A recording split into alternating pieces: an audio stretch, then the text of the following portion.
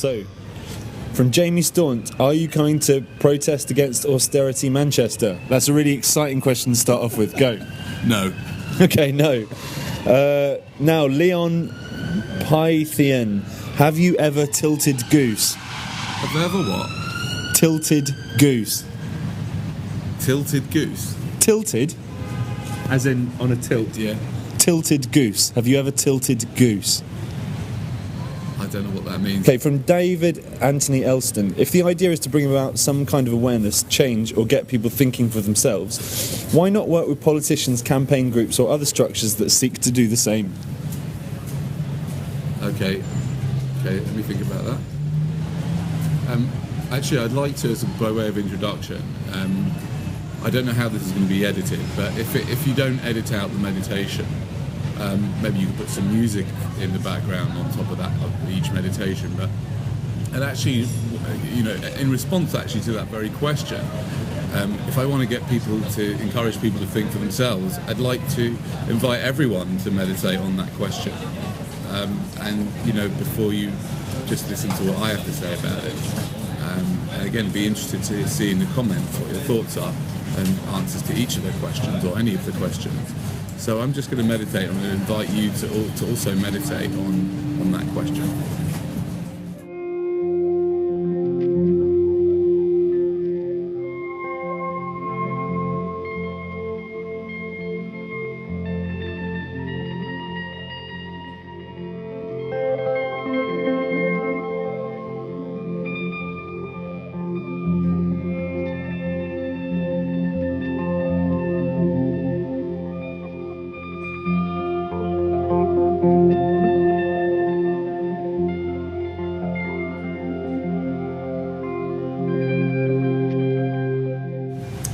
I think that's a good idea.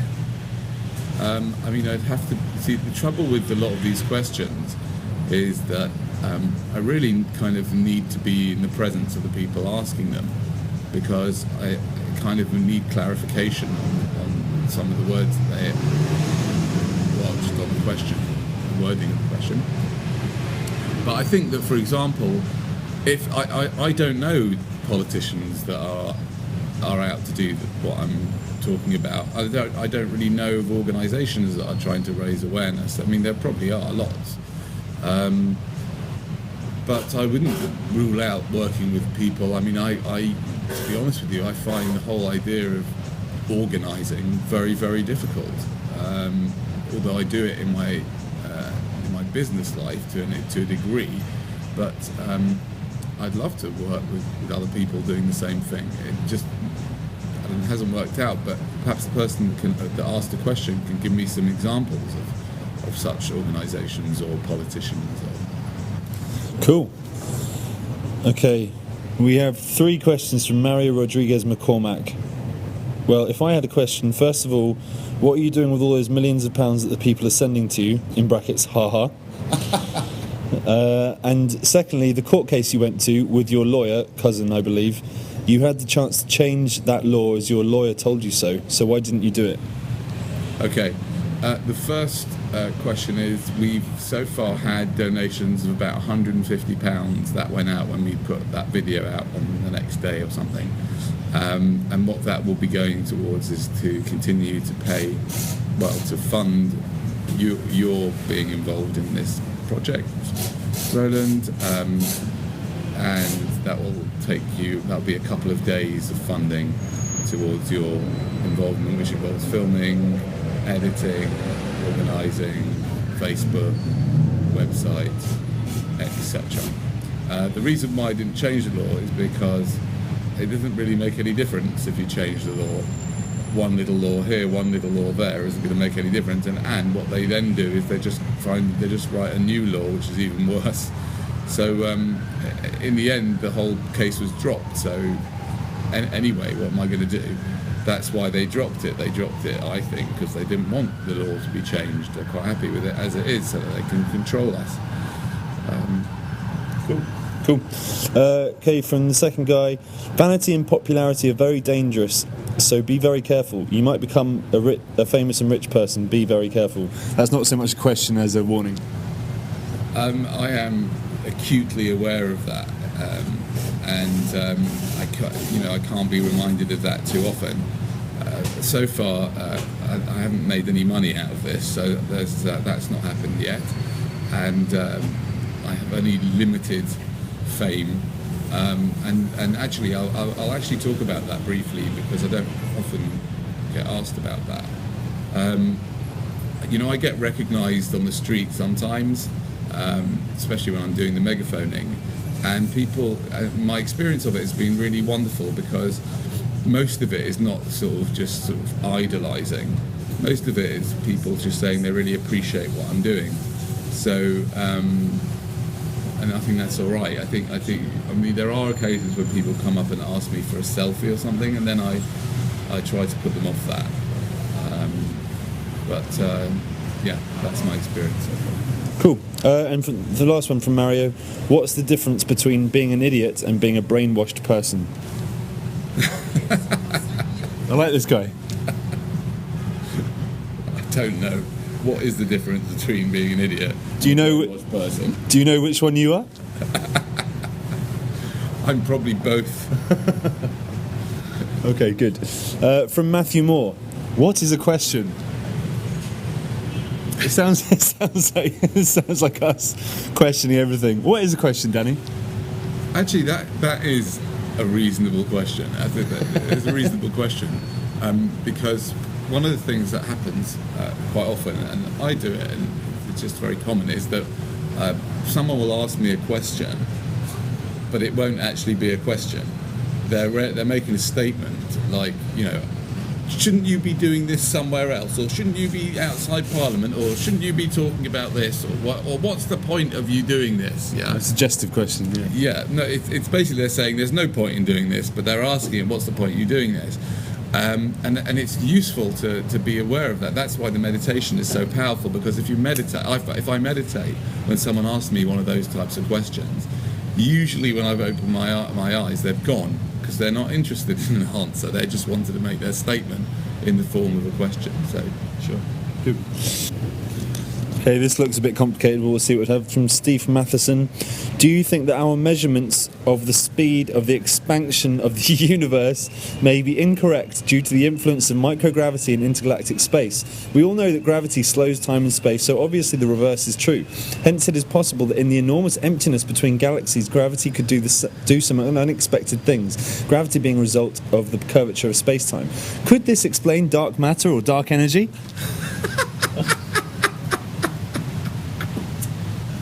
Is that your official answer?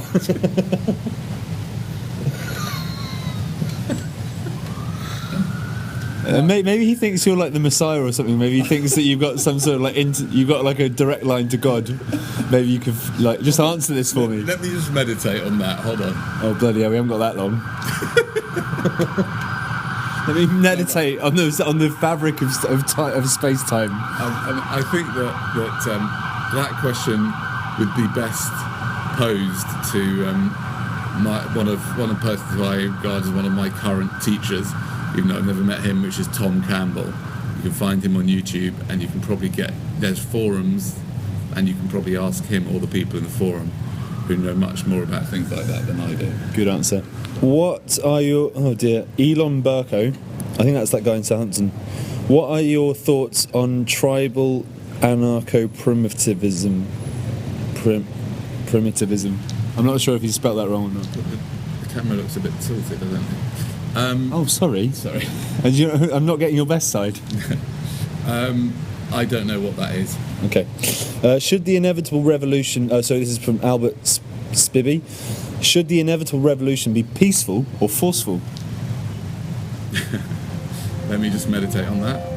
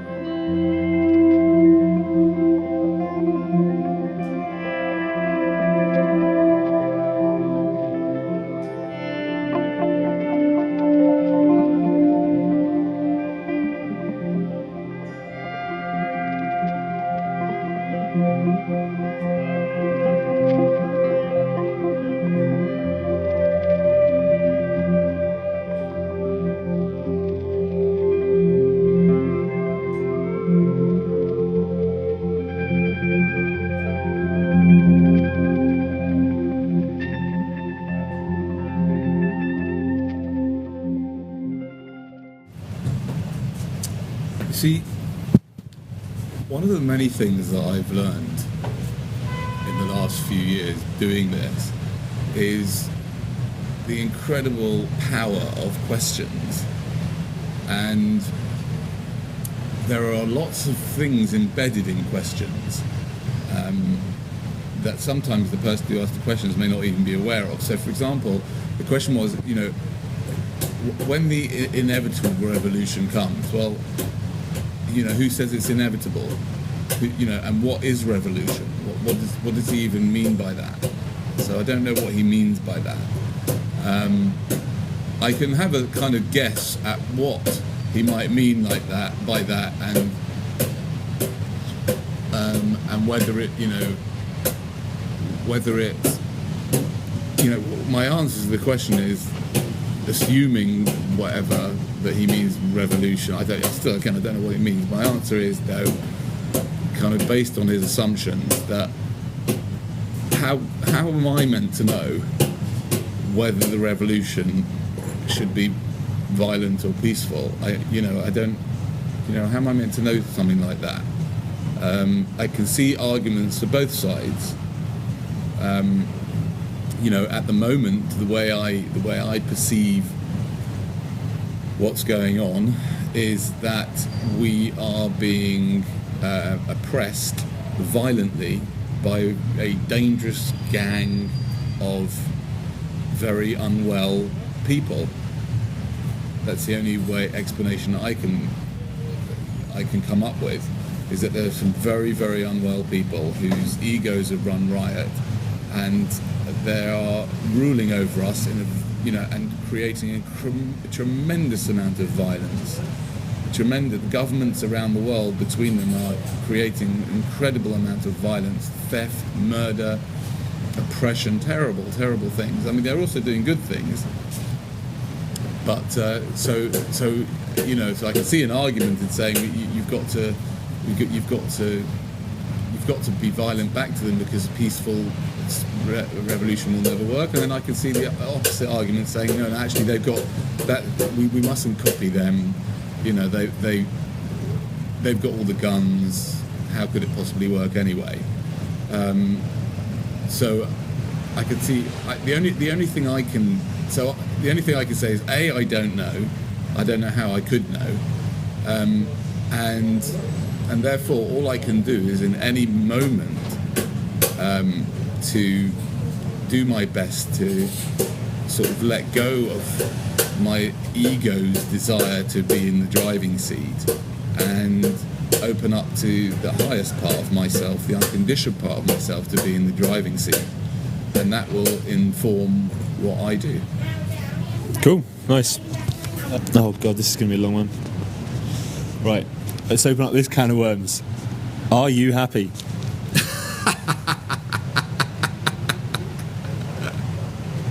Let me meditate on that. This is asked by Amy Louise McGuinness.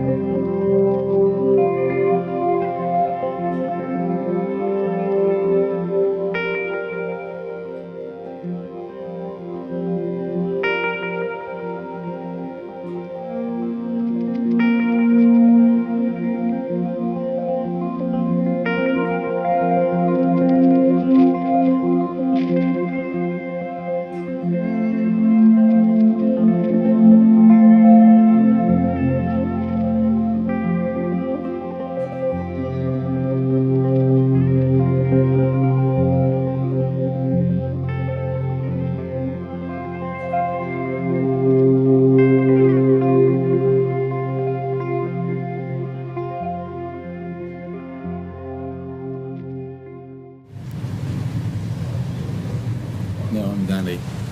Sorry? No, I'm Danny. Are you happy? No, I'm Danny. That's right, I'm Danny. Okay, cool. John Wolfson, which may lead in from your last answer. Are you the Messiah?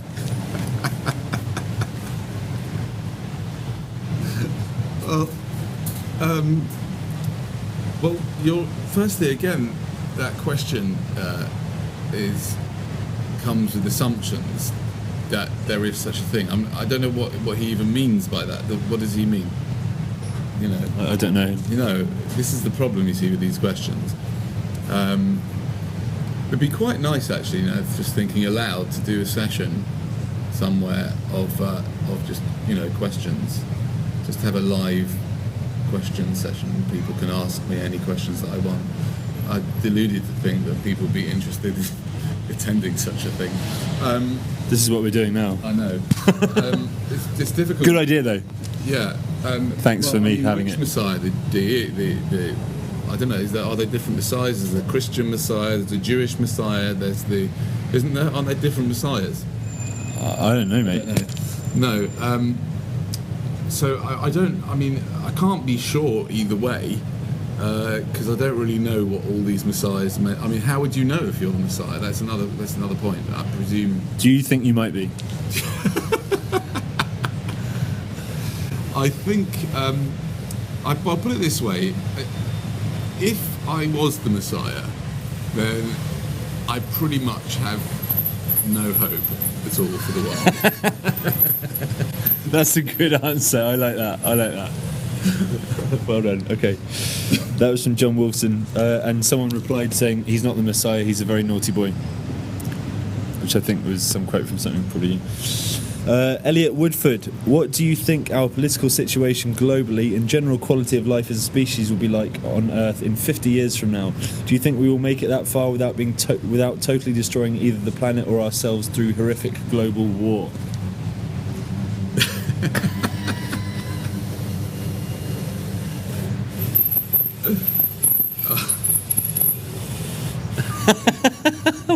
Hold on a second, let me just think about that.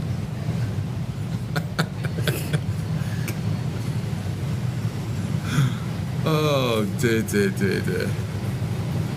See, that's the trouble with these Facebook friends. Just anybody can be a friend or a fan. You know, even people who aren't. These are your fans. Come on, man. Answer, I mean, seriously. answer him. Give him his answer. I don't know. Okay. John Musson, do you reckon it would make a difference if it were proven, whatever proven means, that this is really just a computer simulation? Well, you like that stuff, don't you? I do like that stuff. I mean, I would really. It's according to Tom Campbell, it is proven, and there seems to be bits of stuff out there that talk about they found computer code in nature, sort of thing. And according to Tom Campbell, it is, and I think, and I do also think that when people understand that it is, along with some other things. I mean, I'm just starting to read My Big Theory of Everything, which is a very large book by Tom Campbell, and I've watched a lot of his stuff on YouTube. And I suspect, I mean, certainly just from the introduction and from what I see on YouTube, I think that having the understanding that this is a virtual reality and a simulation, I think, together with other understandings and information and awareness, I think could make a very big difference because the other parts of the puzzle, or one of the other parts of the puzzle, is that part of the game is to become more compassionate and more loving. And I think if we realise that that's why we're here, then I think things could radically change if enough people realise that. Cool, good question. What do you think is the difference between Labour and Conservative, Democratic and Republican, Zionist camp and Likud? Don't know what that is. What's the difference between them? There is no fundamental difference between them, in my view, and there are small differences. But the way I see it is that, going back to a previous question, is that these political parties are basically offering rearranging the deck chairs on the Titanic. So the system is like a Titanic, and they're just rearranging the deck chairs, but they're just part of a ridiculous system. Nice. Whose analogy is that? Is that yours? No, Titanic? No, sorry, no. Oh well, didn't think so. It's quite good. That question was from Saul Davis. The next one, Benjamin Jack Payne. Is there ever a point where freedom of speech should be restricted? Let me meditate on that one.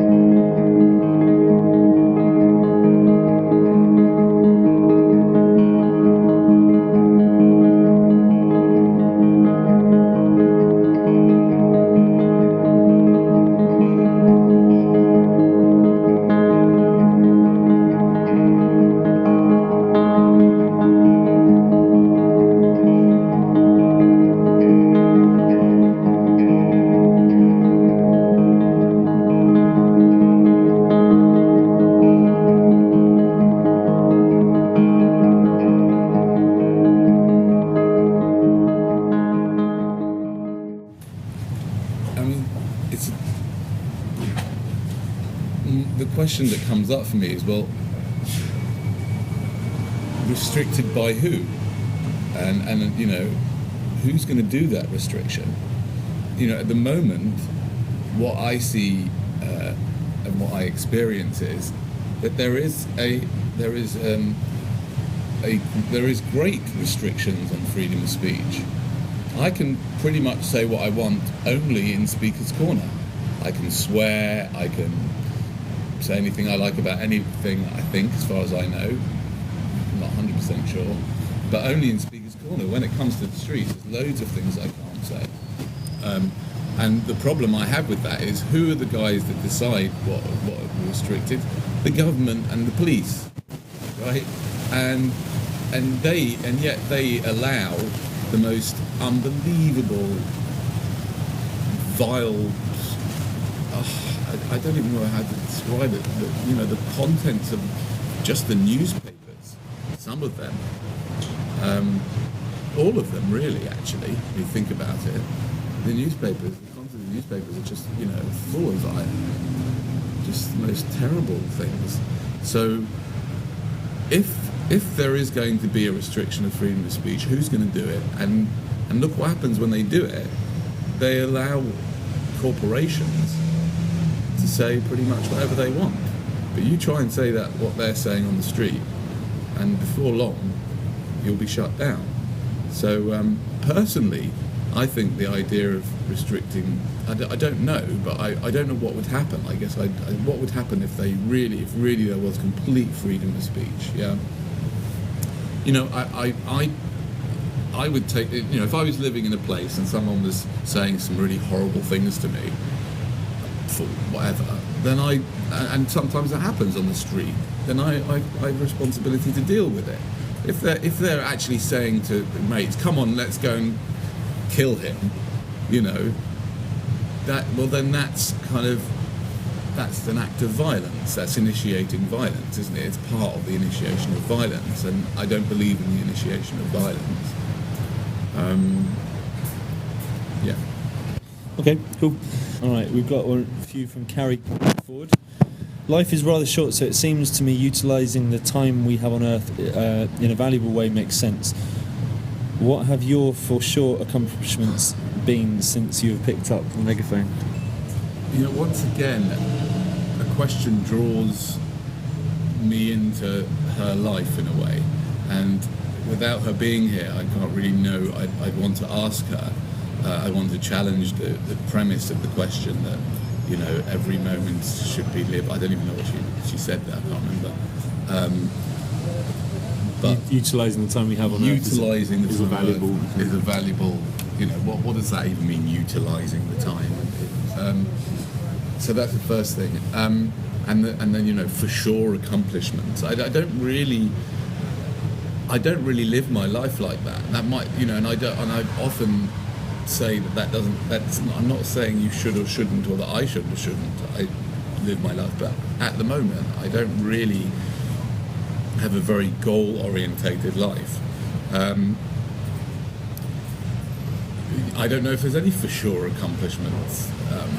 I know that people have written to me and said that the films have really affected them and created a change in the way they think. Some people, you know, I have one person saying, you know, they were going to become a city lawyer, and they just gave all that up, that idea, and you know, and you know, is that good or bad? I don't know. Someone yesterday, close family member told me yesterday, when I invited him to come out with me, he said, no, what you do is too negative. Now, he hasn't seen that many of my films, but when he said that, you know, it occurred to me that it's possible that what I'm doing is not accomplishing much positive. Maybe what I'm doing is negative. I don't know. That's cool. That ties in perfectly to our next question, unless you've got something else to add. No. Her next question is, a huge downside to a lot of humans is that they generally spend their time being against something rather than for something. We need builders along with destroyers. You know, is there something that you are currently striving for rather than against?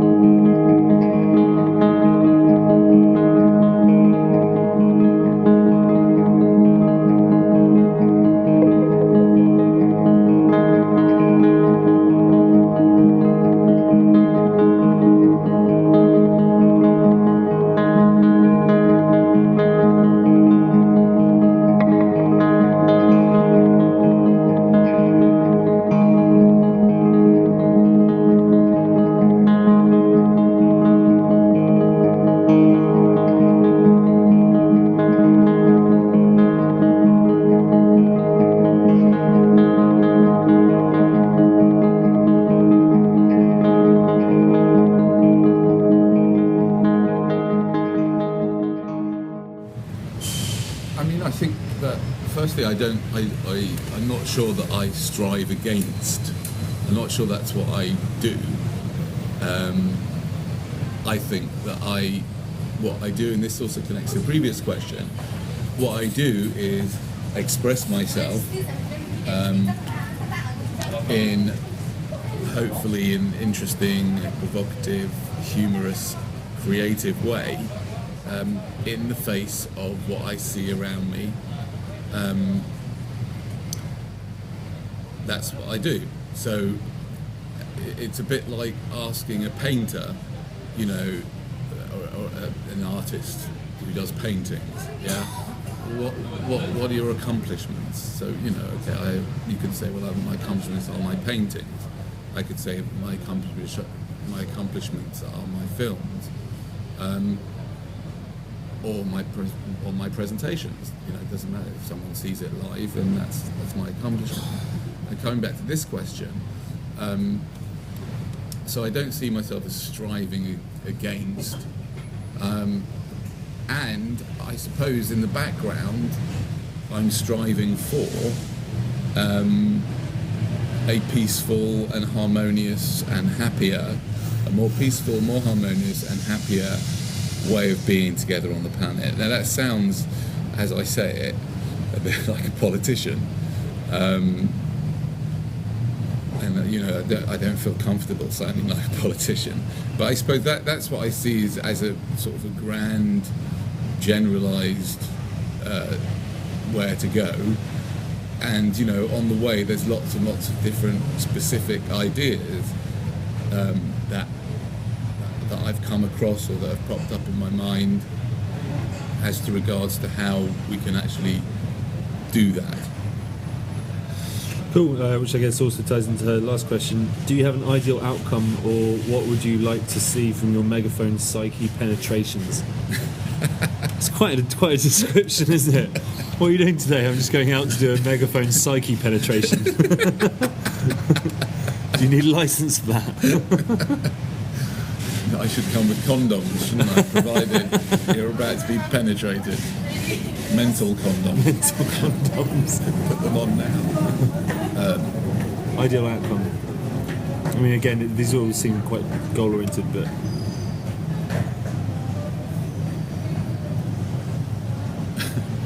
I just don't see life like that. I mean,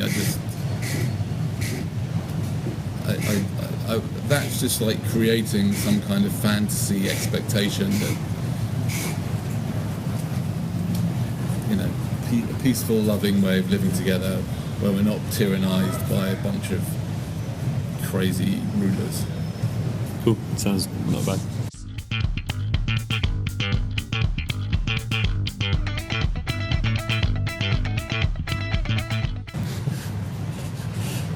Meditation, simple. Yeah. That's it. You can't go wrong.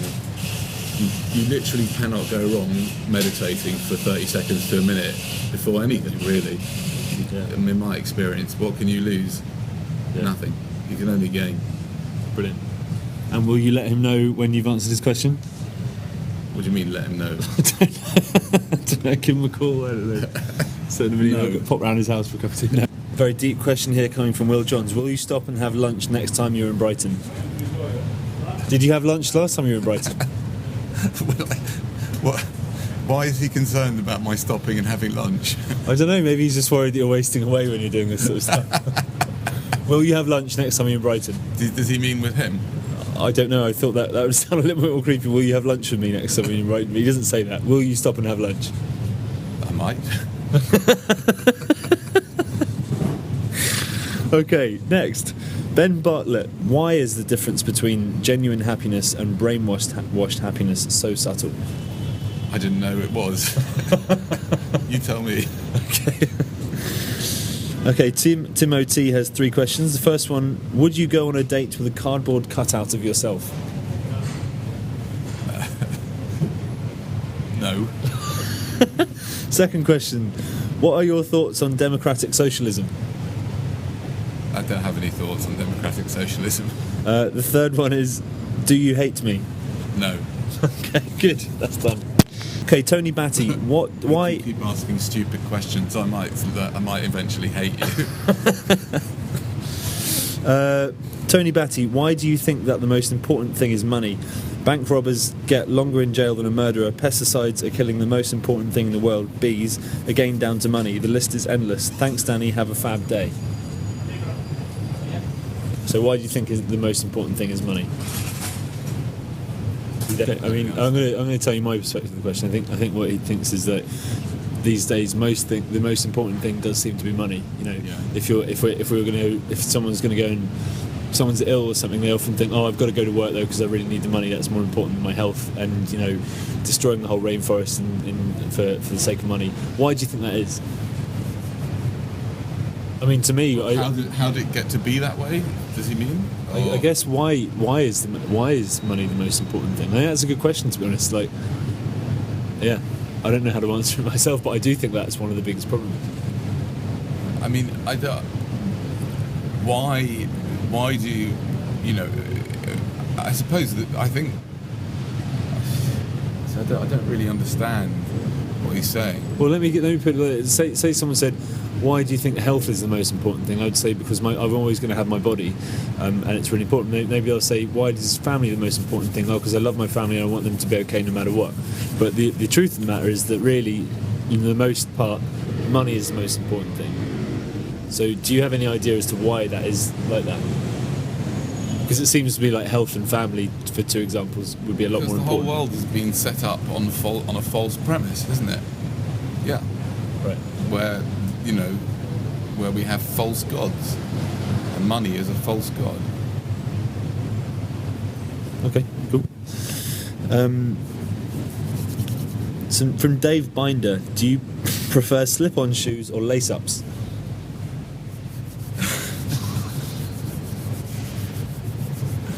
What's going on, Dave? That's it. Okay, what's going on, Dave? Oscar Tarak says, why is it that a dysfunctional past relationship with one's authoritarian, controlling father is a prerequisite to the awareness of society's maddening complacency towards accepting and reinforcing an increasingly oppressive and tyrannical government? In other words, why does it take having a shitty father to pierce through the dehumanising conditioned paradigm and see what's really going on?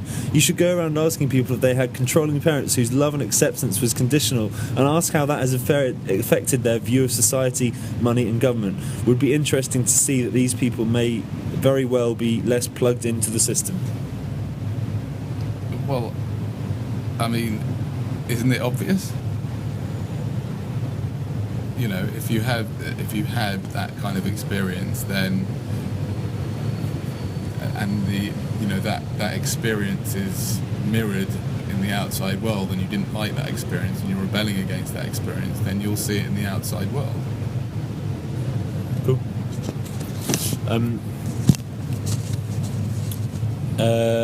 Anand Ferguson, an inspired question. What is the meaning of life?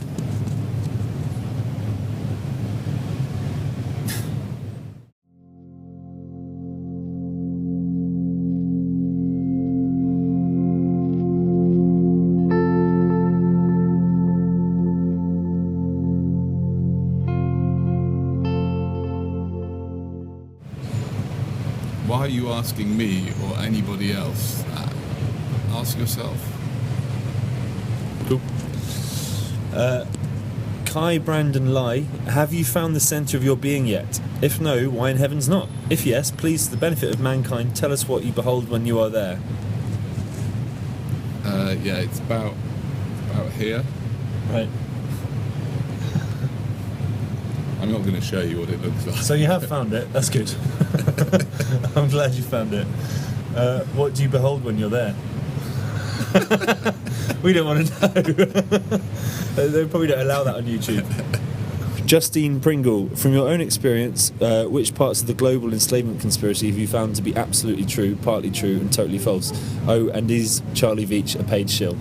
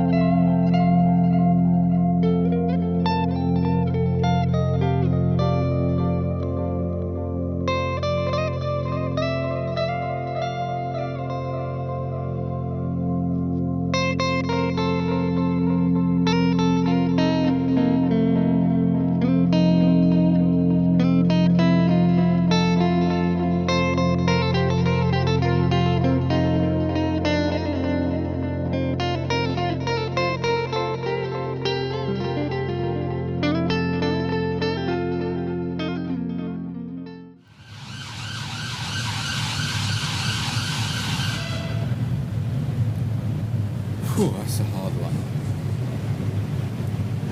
I found that quite hard.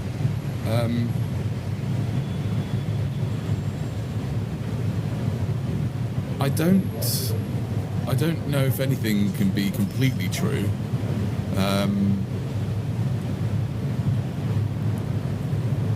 So at best, I would say some of it rings true with me, some of it I'm not sure about.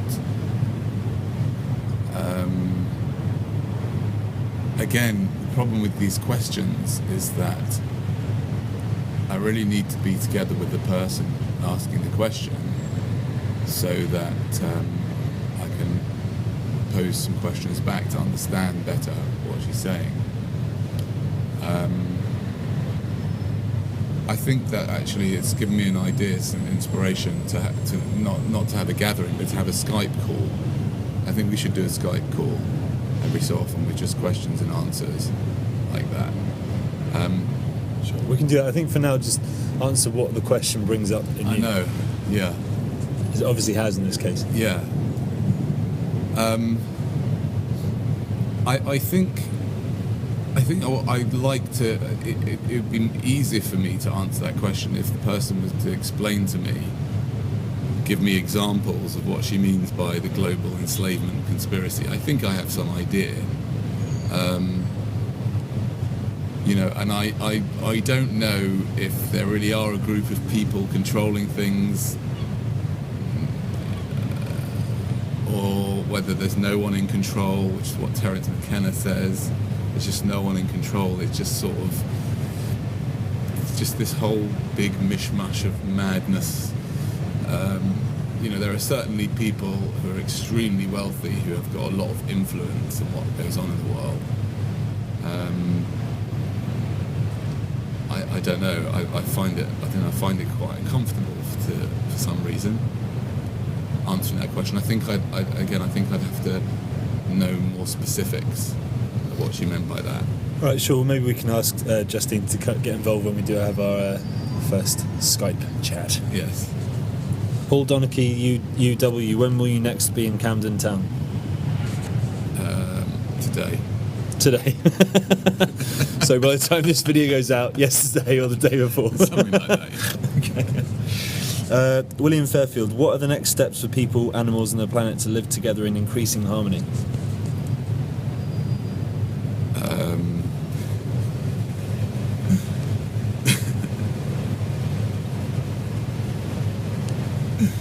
I just find it so funny. I mean, I find it at times quite funny that anybody's bothered to ask any questions at all. It's like, why would they ask me that rather than anyone else? The guy on the street, the person that works in Tesco. But at the same time, why not you? Why, yeah, okay. I mean, maybe we should refer him to the last question. You're probably not the Messiah. Yeah. But still, let's say you're not the Messiah, but you do work in Tesco's. Answer it. What do you think are the next steps for people, animals, and the planet to live together in increasing harmony? Well, although I resist it with every bone in my body, I think that part of the next step is for me to be as vigilant as I can and be as aware as I can of myself and of the parts of myself, and in particular of my fears, my beliefs, my desires, the illusions that are circulating in my brain and my head, and to try and transcend those. So it's, again, not looking outside of myself saying that needs to change, but looking inside myself at what needs to change. Even if it's the idea, even if what needs to change, some people would say, is the whole idea that anything needs to change, which is what everything is okay is really saying. Cool, nice. Moshe Abelez, do you think Spurs can win the Premier League next season? No. And from the same guy, do blondes really have more fun? Sorry. Not with me, they don't. Alistair Campbell, how are you today? I'm well. You? Okay. Lee J. Lennon, what do you want?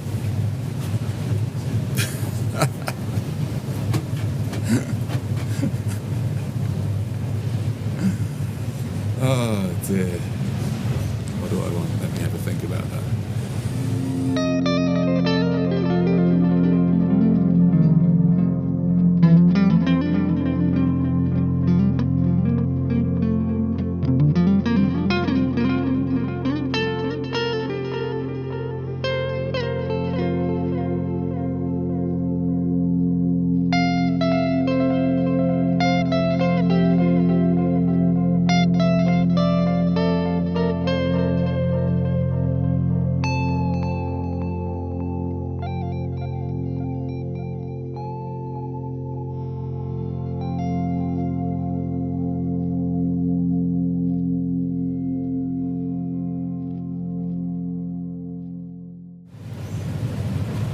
Okay.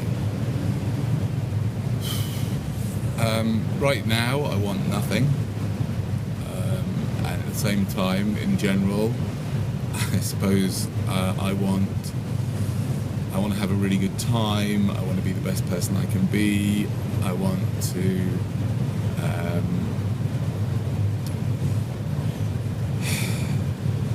I kind of want to let go of my ego, but my ego doesn't want me to let go of my ego. I want to share lots of things, ideas with people. I want to inspire people. I want to comfort people. I want to be creative. I want to be forgiving of myself and others.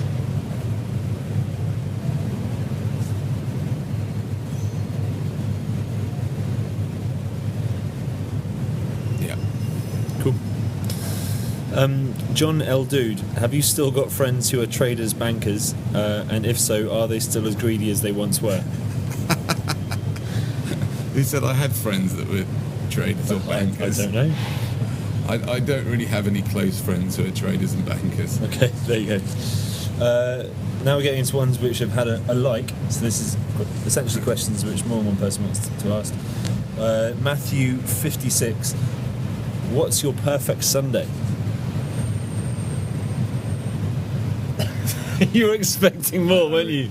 Yeah, no, to be honest with you, I don't like those sort of questions.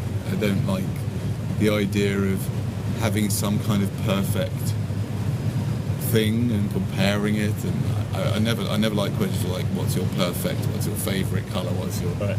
So, sorry. Alright.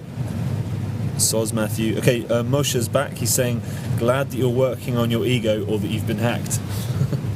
And then he says, do you think it's possible not to be conditioned? No. Cool. Nick Buchanan, do you ever feel that you are rubbing the sore instead of bringing the plaster? Yes. Good. Oh, and we've got a last question, and this is the only one that's got 2 likes. Is Ben Affleck's Batman voice better than Christian Bale's Batman voice? I've no idea. I've never seen Batman. Never seen any Batmans? I don't think so. Okay. Well, there we go. That concludes our question. Ask Me Anything with Danny Shine for today. How are you feeling after having answered all those questions? Feeling calm. Are you glad that you answered the questions? Yeah. Do you feel like you understand your fans, for want of a better expression, and yourself a little bit more as having done it? From having done it?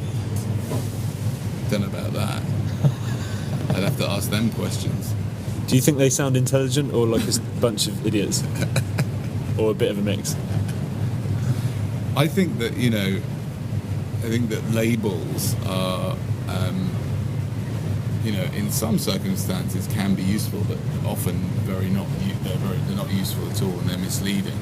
I think the chances are that all of us are incredibly intelligent in many, many ways, and we were born intelligent. And you know, I was just with a friend who's got a 2-year-old kid who's you know, who can remember when you read him books. When you read him books, he just remembers them all word for word, and dozens of books like that. And I think most of us were like that as children. So I think we're all intelligent, and I think we all have the capacity, myself included, to be idiots and to be annoying and whatever. So I'm sure that that applies to anybody who has written in. Cool. Excellent. Do you have any questions for them? Yeah. What would you like to see me do? Where would you like to see me go? What would you like to see me do? Cool. Should get that answered.